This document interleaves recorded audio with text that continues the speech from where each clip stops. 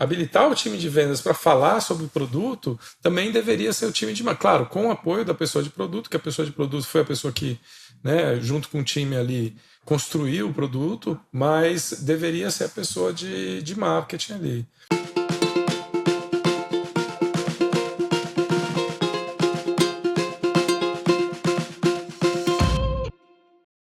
E aí, pessoal, tudo bem? Estamos aqui em mais um Produto em Pauta, Mentorias. A ideia aqui dessa série é a gente gravar sessões de mentoria, porque muitas vezes a dúvida de uma pessoa pode ser dúvida de outras pessoas também. E hoje eu estou aqui com a Beatriz. Oi, Beatriz, obrigado por ter topado participar aqui. Você quer contar um pouco de como que você veio parar nesse mundo de produto, né? E aí, na sequência, pode já emendar no tema da mentoria. Boa. Não, obrigada a você, Joca. Bom, gente, meu nome é Beatriz, mas podem me chamar de Bia, prefiro. Eu tenho 29 anos e moro no interior de São Paulo agora, em Piracicaba. E eu vim parar no mundo de produto um pouco por acaso, assim. Tem a ver um pouco com as minhas soft skills, assim, que eu reconheci que eu era boa, né, na época. Mas não teve nada a ver com a minha formação. Eu sou agrônoma de formação, engenheira agrônoma. E eu cheguei a trabalhar nessa área por um tempo. E em 2021, então, eu tinha voltado de intercâmbio, que eu fui fazer na área de agronomia. Em 2021, eu entrei no mercado do SaaS, mais especificamente ali no ramo de HR Techs, na área de CS. Então, comecei a trabalhar com atendimento ao cliente, na parte de implantação especificamente. Então, acho que ali eu tive o primeiro contato com essa gestão assim de projetos, né? Então, com resolução de problemas e tudo mais. Mas desde então eu percebi naquela época um incômodo de não conseguir chegar até o fim e não ter o poder de resolução de fato do que eu estava enfrentando ali na situação, né? Então, eu tinha essa questão de, poxa, eu até gosto ali de falar com o cliente toda vez e fazer esse front, mas eu queria ter mais poder, assim, eu queria ter um efeito mais global e tudo mais, então eu comecei a investigar algumas carreiras, então eu tinha a formação de agrônoma, eu tinha essa área de CS, e eu comecei a investigar a área de TI, assim, como um todo, até que eu cheguei na área de produto. Tendo isso em vista, eu deixei claro ali para as minhas lideranças, né, que eu queria migrar para essa área de produto, mas da área de tecnologia. E, por coincidência, na época, a minha equipe de CS estava abrindo uma posição nova de CSE, que é uma posição que não é muito conhecida, nem no Brasil, nem fora do Brasil, que é de Customer Success Engineer. Então, é uma pessoa que ela está mais ligada à parte técnica, ela é a ponte entre CS e produto mesmo. E trabalhava ali uma mescla de N2, então fazia esse filtro ali de problemas mesmo, de bugs que aconteciam ali no suporte, mas olhando mais para uma parte estratégica também. E aí eu comecei a construir essa função ali na minha empresa na época e comecei a trabalhar muito próxima do time de produto e de tecnologia, e isso era exatamente o que eu queria.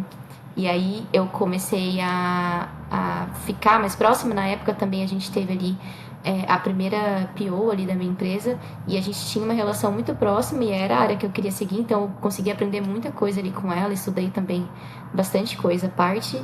E eis que em 2023 surge a oportunidade de ir para a área de produto. Em 2023 eu começo a atuar na área de produto mais propriamente ali, né? Então eu migro de departamento, eu migro de função totalmente, vou para produto, e aí em produto eu começo a enxergar um milhão de problemas e dificuldades e caramba, é muita coisa ao mesmo tempo que vai acontecendo ali, né? Então você tem que coordenar não só operacionalmente ali a equipe, mas também saber lidar com todos os problemas, não só ali da sua carteira de cliente, mas de tudo que acontece na empresa ao mesmo tempo. Então foi uma época de muito aprendizado, assim, meu primeiro ano ali em produto. Eu estava sozinha na área de produto na empresa, então foi bem puxado, mas foi muito bom, assim, eu consegui aprender bastante coisa, eu tinha contato com todos os times de tecnologia, porque eu era PO de todos os times de tecnologia, e foi muito bom, assim, nesse setor. E aí eu fiquei, então, desde 2023 e esse ano eu acabei trocando de empresa, estratégia ali, crescimento.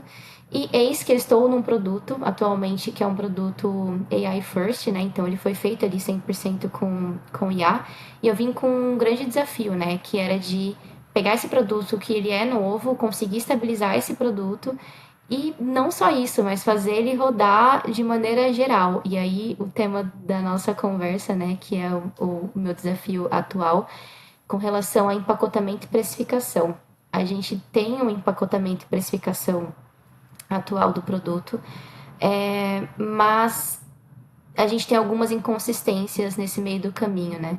Então, eu quero olhar para isso, mas eu quero olhar para isso com cuidado, sabe? Então, com embasamento, não só ali no feeling, olhando um ou outro concorrente, eu quero de fato entender como que eu tenho que fazer esse processo para ser um processo que faça sentido, desde do agrupamento de funcionalidades, né? Eu trabalho hoje também num SaaS, mas não só nisso, mas também com relação à precificação. Então, como fazer um preço ali que faça sentido, que seja gatilho para as pessoas entrarem, para a gente não deixar dinheiro na mesa, mas ao mesmo tempo que a gente não perca, né, dinheiro, digamos assim, e que a gente gere gatilhos de upgrades que sejam fáceis ali de acontecer. Então, eu caí nesse buraco de dúvidas e é isso, é um processo que eu nunca fiz antes, então eu realmente estou com muitas questões. Né, imagino, nossa, precificação no colo de Product Manager, assim, é algo que até acontece com alguma frequência, mas não é o ideal, assim. Assim, a precificação deveria ficar com. É que muitas vezes as empresas não têm esse papel, mas com a figura do Product Marketing. Product Marketing é que normalmente deveria ficar responsável por esse papel de precificação. Vocês têm na empresa Product Marketing? Não. Não temos atualmente. Não. Então, porque a função do Product Marketing é exatamente o que a gente chama de estratégia de go-to-market, né? Como é que eu vou levar esse produto para o mercado, né? Então, pensa ali, quando você tem os 4 P's ali, né, do marketing, né? Tem o P de produto, que é a responsabilidade da pessoa de produto, e tem os outros 3 P's, né? Preço, promoção e praça. Esses 3 P's, na verdade, são ferramentas que a pessoa de marketing tem para desenhar a estratégia de go-to-marketing. A pessoa de produto, ela tem por missão construir o produto certo, né? O que é o produto certo? O produto que de fato resolve o problema das clientes, né? Com tecnologia, de uma maneira que gere resultado para a empresa, né? E a pessoa product marketing, ela tem por missão contar ao mundo externo e interno sobre o produto e o problema que ele resolve, né? E para poder fazer essa estratégia de go-to-market, né? Desenhar a estratégia e executar essa estratégia de go-to-market, tem essas 3 ferramentas dos 4 P's do marketing. Definir qual é o preço certo, definir como vai contar, promoção, enfim, regra de comunicação, e praça, por onde que vai vender? Vai vender só no site, vai ser no touch no site, ou vai ser através de força de vendas, ou vai ter canal de venda, enfim, tem alguns SaaS que são vendidos por canais, né? Então, tudo isso faz parte da estratégia de go-to-market. A precificação é um pedaço bastante importante, mas ela deveria andar junto com essas coisas aqui. Então, assim, se eu pudesse te dar uma primeira recomendação, seria ver se não tem alguém em marketing pensando nessa estratégia de lançamento mesmo. Como é que vocês vão lançar esse produto para o mercado? Pelo que eu entendi, é um produto novo, né? É um produto novo, é um produto novo. Ele já está lançado, ele tem hoje uma estrutura ali de empacotamento e precificação, mas é que é uma estrutura que foi inicialmente pensada realmente para colocar no mercado e seria algo que a gente precisaria reanalisar. E aí é esse ponto que a gente está, né? Então, assim, se você tiver alguém de marketing, né, que trabalhou nessa estratégia de lançamento, isso ajudaria muito, assim, para você não ficar isolada pensando nessa questão de precificação, né? Acho que esse seria o primeiro ponto que eu traria para você refletir. Tem alguém de marketing que possa servir ali como um par, enfim, Temos uma equipe de marketing. Seria legal. uma boa conversar com eles.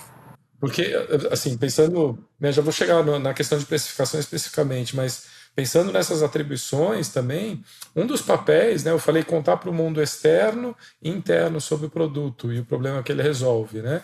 Contar para o mundo externo é fazer promoção, campanha, lançamento, etc, etc. Mas interno é contar para, enfim, para a empresa inteira sobre o produto, né? Isso muitas vezes recai no colo da pessoa de produto também, né? Mas, por exemplo, tem uma parte, né, desse contar para a empresa que é um negócio que o nome em inglês é Sales Enablement, que é habilitar o time de vendas a vender aquele produto, né? Não sei se a venda do teu produto é só pelo site ou tem time de vendas.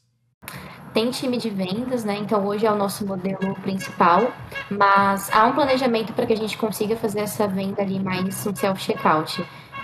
Só que é algo que a gente precisa primeiro chegar nesse patamar ali de maturidade, sabe? De maturar o produto para que ele consiga ser um plug and play, digamos assim. Maturar o time também para que consiga receber essas pessoas. Então, por enquanto, é um modelo que passa ali por vendas em toda venda que é feita. Ah, legal, legal.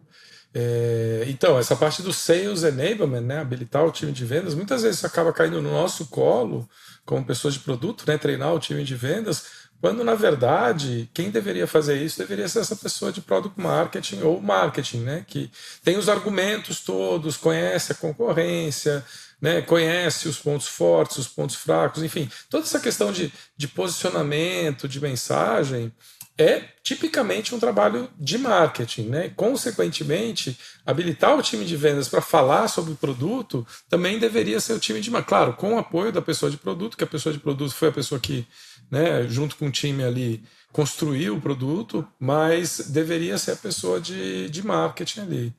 Mas legal, isso posto, né? Imagino que você tenha algum apoio do pessoal de marketing. Aí quando você vai pensar em precificação, é, acho que um dos pontos mais importantes é tentar descobrir qual que é o principal ponto de valor que o teu produto entrega para suas clientes, né? E pensar qual que é a medida desse valor. Quando a gente olha, enfim, para vários produtos, né? Cada um tem um tipo de medida ali. Então, por exemplo, se for pensar na época que eu estava ali na Local Web, a gente tinha um produto de e-mail marketing. E-mail marketing é disparo de campanhas de e-mail. Tem duas maneiras de você precificar. Quais são as unidades de valor? Quantidade de e-mails disparados, né? Ou quantidade de contatos que você tem na base, né? Já vi gente fazendo ou quantidade de disparos ou quantidade de e-mails ou endereços de e-mail que você tem na base. Você pode disparar quantas mensagens você quiser. Aí um outro produto que a gente tinha, também modelo SaaS, é loja virtual. Loja virtual você pode cobrar por alguns parâmetros, né? Aí você tem que pensar quais são os parâmetros que o lojista, né, do outro lado, que é a pessoa que vai comprar, pensa naquele produto. Poxa, quantidade de produtos que eu tenho, né, diversificação de produtos, quando uma loja maior, né, vou cobrar mais. Essa é uma maneira de cobrar. Outra maneira de cobrar por quantidade de transações feitas, né? Poxa, a loja está tendo sucesso, eu quero ter sucesso junto com a loja. Então tem que descobrir qual que é essa unidade de valor do teu produto. O produto SaaS funciona muito em cima disso. Já está caindo bastante em desuso essa questão de assento, né, o login, né, só se realmente fizer muito sentido, tipo um Gmail, por exemplo, aí obviamente é por conta de e-mail, né, por login, mas fora as soluções desse tipo, né, por exemplo, você comprar um RP por assento, né, talvez não faça tanto sentido, talvez faça sentido cobrar por quantidade de notas fiscais emitidas, né, que aí você, né, vai junto com o tamanho da empresa, mas de repente pode ser. É esse tipo de valor que tem que pensar. Poxa, quantidade de notas fiscais emitidas, mas imagina que é uma empresa que vende ticket alto, mas vende pouca quantidade, né? Então, ela vai emitir poucas notas fiscais, mas ela tem um volume alto. Então, ela tem até um poder de comprar maior, mas ela não vai estar pagando porque está pela quantidade. Então, será que é quantidade ou será que é valor das notas fiscais? Então, tudo isso são coisas que você vai ter que pensar. Eu não sei exatamente qual é a natureza do produto que você está trabalhando agora, mas eu tentaria olhar dessa forma. Não sei se você pode compartilhar um pouco mais sobre o produto. Uhum. Não, legal. É um produto de assinatura eletrônica, então Existem algumas coisas, dá para dar uma olhada no mercado, existem alguns formatos, assim, que hoje eles já são precificados. O básico, né, que é a quantidade de documento, só que hoje a quantidade de documento, ela meio que tá em todos os planos, geralmente, então, e tudo que, qualquer um que você for contratar varia conforme a quantidade de documento, o preço que você vai acabar pagando, e o que se altera ali entre um plano e outro acaba sendo os recursos oferecidos, né? Então, se você vai no plano mais básico, o básico que você vai pagar é isso, mas se você tiver mais documentos, o seu preço, mesmo sendo no básico, ele vai acabar aumentando. Então, a precificação é um pouco mista dentro do próprio plano, ele pode variar conforme a quantidade de documentos, que é o básico do core do sistema, mas a inserção de recursos também é algo que varia ali, que de fato protagoniza os planos, né, digamos assim. Entendi, entendi. Isso traz uma complicação para quem está comprando também, né? Porque são dois vetores e que eles não andam juntos, né? Eu costumo dizer que, assim, quanto mais unidimensional você conseguir fazer a tua régua de precificação, melhor. Eu entendo que tem esses dois vetores, né? Algumas features ali, quanto à quantidade de documentos assinados, né? Mas aí você começa a criar um espaço bidimensional para a pessoa poder andar ali, tentar se encontrar, e Exatamente. vai ficar difícil para ela entender. Então, uma coisa que eu costumo recomendar, até uma coisa que eu fiz lá na Revelume, né? Eu estou agora também tocando a Revelume como um produto novo, que é essa agente de pesquisa de AI, e eu fiquei quebrando a cabeça, porque tem algumas funcionalidades que fazem sentido. Faria sentido eu fazer uma precificação, como você falou. Uma é a quantidade de entrevistas, né, que essa agente de pesquisa faz, e outras são as funcionalidades que pode ter.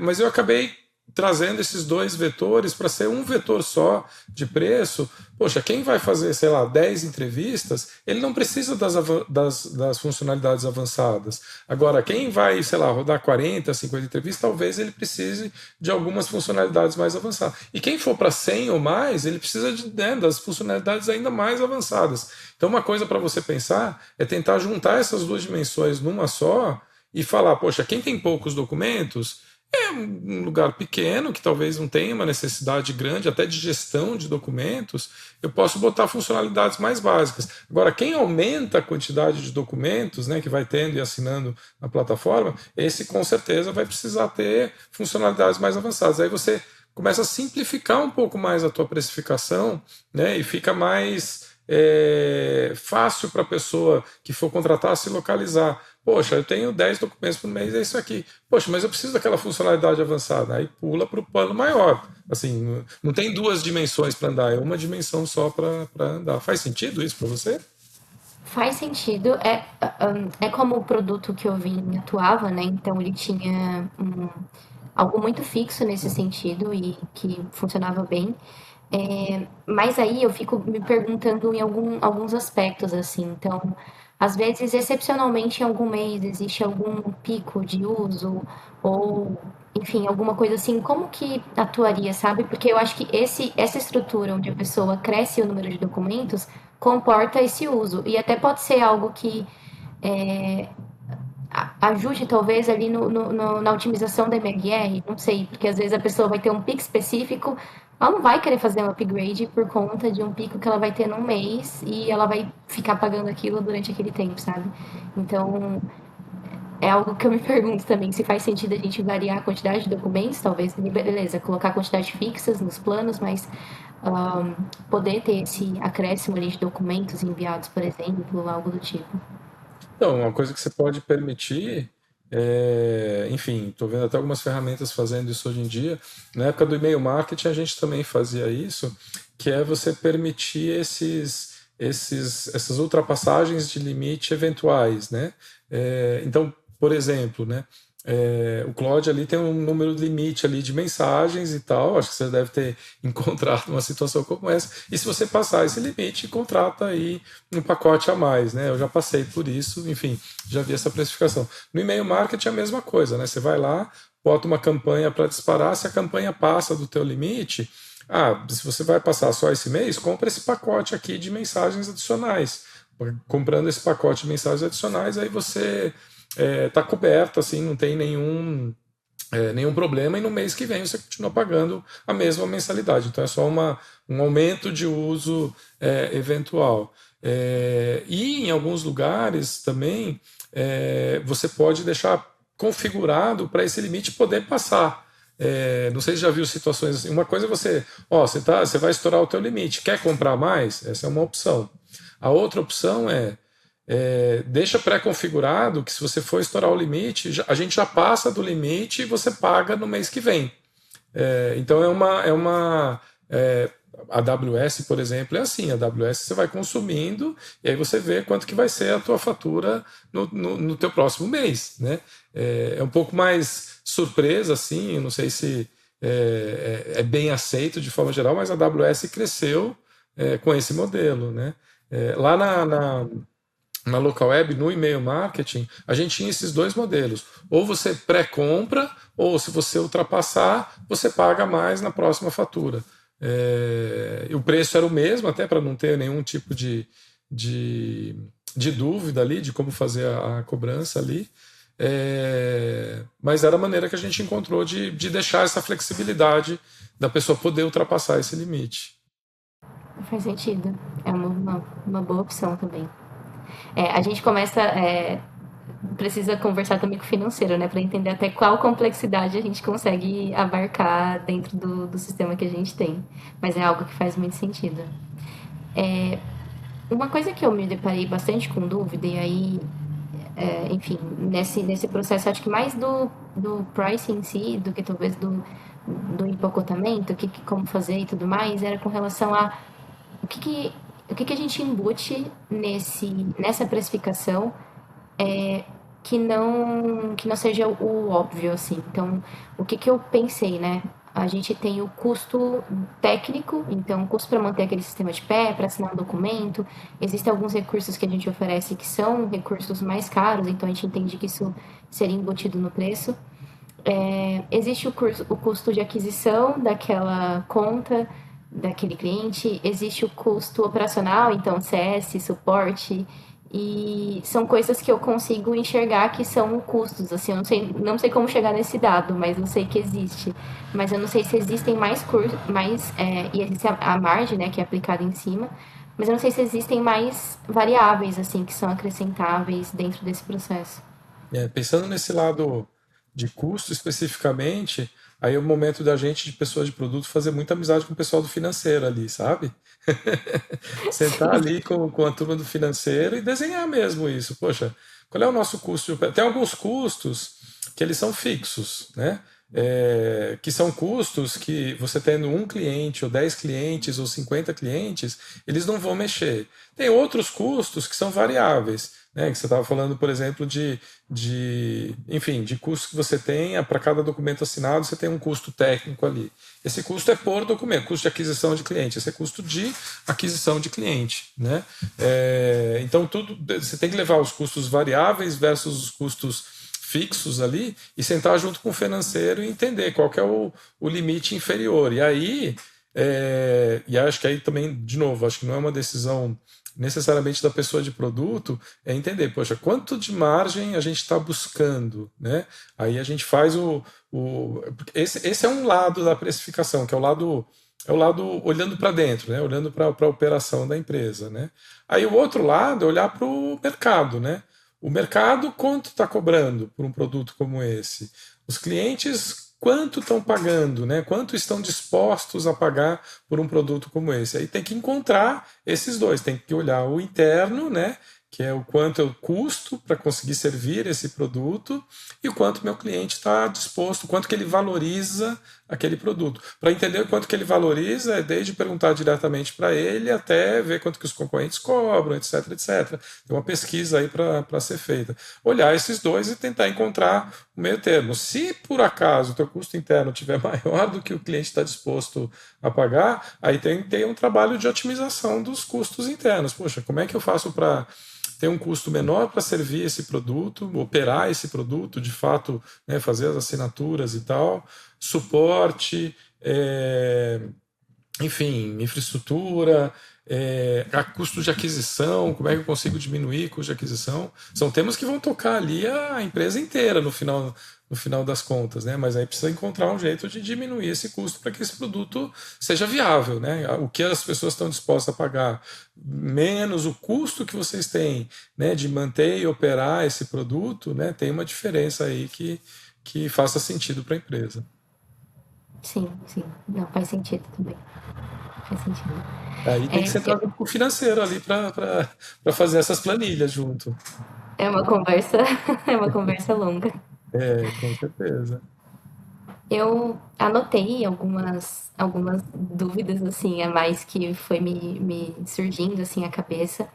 É, que são termos que eu não sou familiarizada, né? Então, algumas estratégias que eu não estou familiarizada. Então, existe muito aquele, o que chamam de efeito decoy, né? Então, você criar um plano que seja basicamente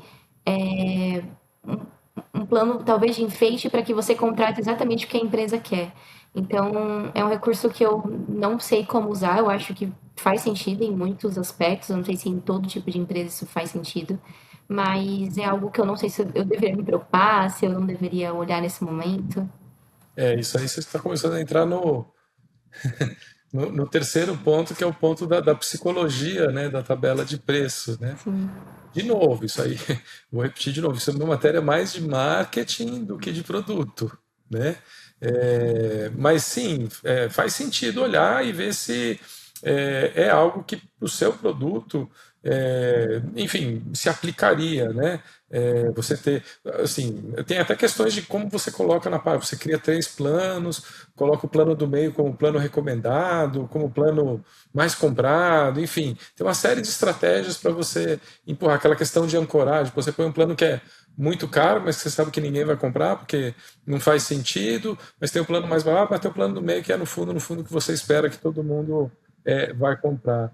Eu já tive algumas experiências com isso.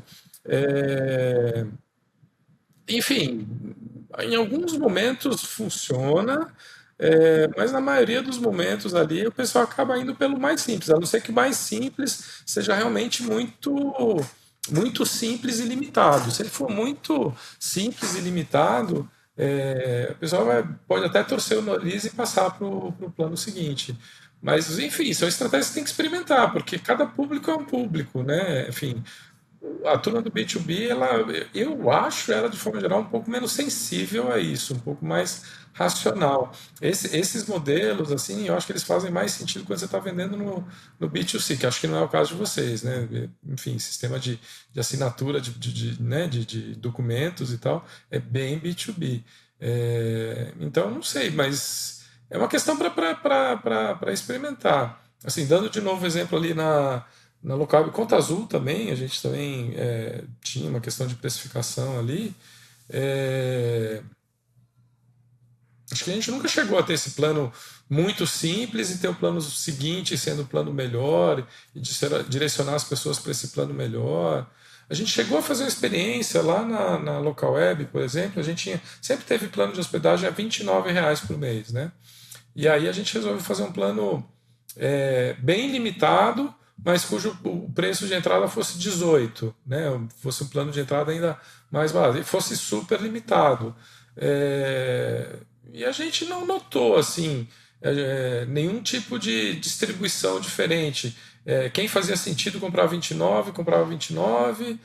Clientes que antes não compravam da gente passaram a comprar porque tinha o plano de 18. Quem comprava 29 não mudava para o plano de 18. Então, assim, acabou sendo mais na linha do racional mesmo do que nessa questão de ancoragem, né, de preço ali. entendi.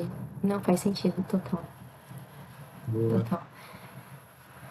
É, agora tem um grande desafio pela frente, né? Então, acho que conversar com a minha equipe ali, entender.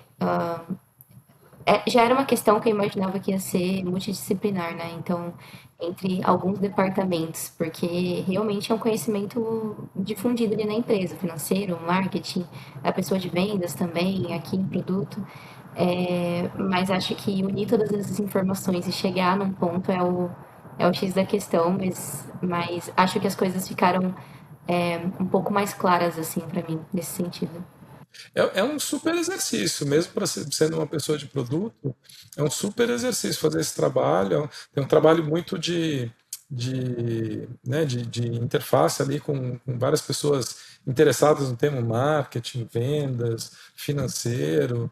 é, Enfim, te dá uma oportunidade de conhecer um outro ângulo ali do produto. Assim, mundo ideal, isso deveria estar com marketing, mas não é incomum cair no colo da pessoa de produto para definir. Mas assim, se ancora bastante, né, tenta trazer o marketing como par ali, até nas decisões, né, de precificação. E é aquela coisa, né, olhar do ponto de vista interno, toda a questão de custo e tal, e olhar do ponto de vista externo quanto de valor, né, o teu cliente enxerga nessa solução. Que você pode olhar tanto olhando concorrentes como entrevista mesmo, conversar com o cliente, tentar extrair aquela informação a partir de conversas mesmo, de entrevista com o cliente. Entendido. Não, faz total sentido. Boa. E mais Perfeito. algum ponto que você gostaria de trazer desse tema? Olha, Ou já provavelmente eu vou ter. Provavelmente eu vou ter inúmeros a partir desse ponto, né? Que eu vou começar a aprofundar, conversar e tudo mais, mas já tem um norte para começar, assim, sabe? Então, onde que eu começo a estruturar esse desafio? legal. A empresa já tem outros produtos que ela vende, enfim, já tem uma estrutura de Já preço. tem, já tem. Já. É. Mas E, esse e- é um produto à parte, assim, sabe? Então ah, não, não se conecta necessariamente com o que o setor principal ali da empresa. É realmente um produto à parte que eles lançaram. entendi, entendi. E esse outro produto não é SaaS nem nada disso? É um SaaS também, então eles começaram como serviço, na verdade. É, e aí, eu não me recordo exatamente quando eles lançaram o produto, assim, mas eu acredito que tenha sido de 2021.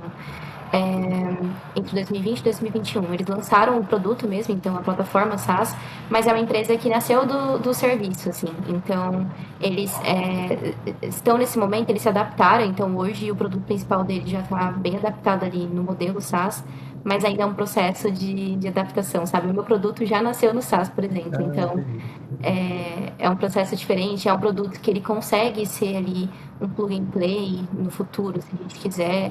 Então, é bem diferente, assim, os setores, é um produto mais simples. Então, é outra área, assim, Entendi, entendi. outro setor.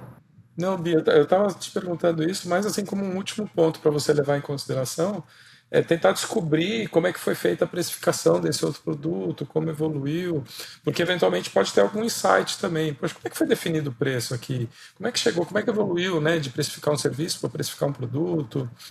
Imagino que esse produto tenha um valor mais alto, né, enfim, pelo que você descreveu ali, mas como é que chegou nessa precificação, né, nessa forma de medir e tal? Então pode ser mais um input que possa te gerar insights importantes aí na hora de definir o preço do teu produto aí, caiu no teu colo. Com certeza, com certeza. É uma boa, vou perguntar, vou investigar aqui internamente. Boa, boa. Ah, tem trabalho pela frente, hein? Nossa, muito. Muito bom. Legal, poxa, divirta-se aí com essa nova jornada aí. Não sei se quer falar mais trazer algum tema. Acho que não, Joca. Acho que, óbvio, as dúvidas vão aparecendo, assim, conforme eu for evoluindo dentro desse projeto, né? Mas é como eu disse, eu estava completamente desnorteada de por onde que eu começo a olhar e tentar desarmar essa bomba.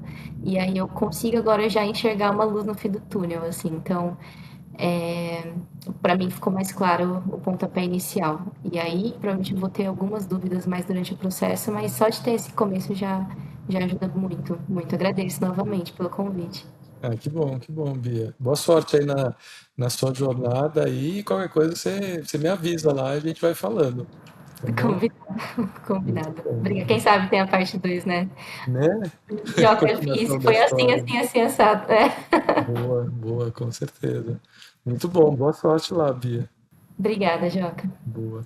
Legal, gente. E com isso a gente fecha mais um episódio do Produto em Pauta Mentorias, né? O foco aqui a gente conversou sobre é, uma, uma- uma tarefa, digamos assim, né, um job que cai no nosso colo, que é definir o preço do nosso produto. Muitas vezes, assim, não deveria ser assim, né, como a gente falou aqui no episódio, deveria cair com marketing ali, mas muitas vezes acaba caindo no nosso colo. Então, como é que a gente começa a trabalhar em cima dessa nova tarefa aí que cai na nossa seara ali para a gente destravar?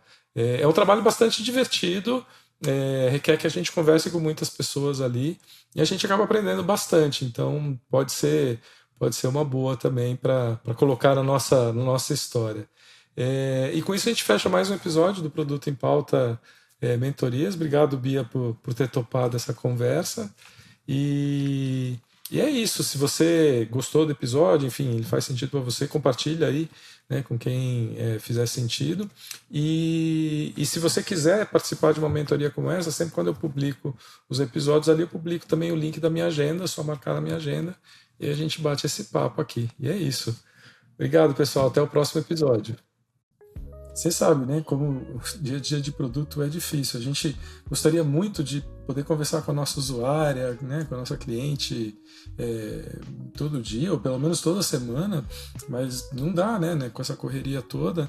E foi por isso que a gente criou a Revelume. Revelume, ela é uma agente de pesquisa que você define a pesquisa que você quer fazer, enfim, as questões que você quer descobrir, as hipóteses que você tem, sobe a sua base de usuários ali e ela vai conversar com essas suas usuárias pelo WhatsApp. E aí, a partir das respostas da usuária, em conversa absolutamente natural, ela faz um relatório ali com uma série de insights para te ajudar a tomar as suas decisões do seu produto. Para conhecer mais, revelume.com, revelume com i no final.com.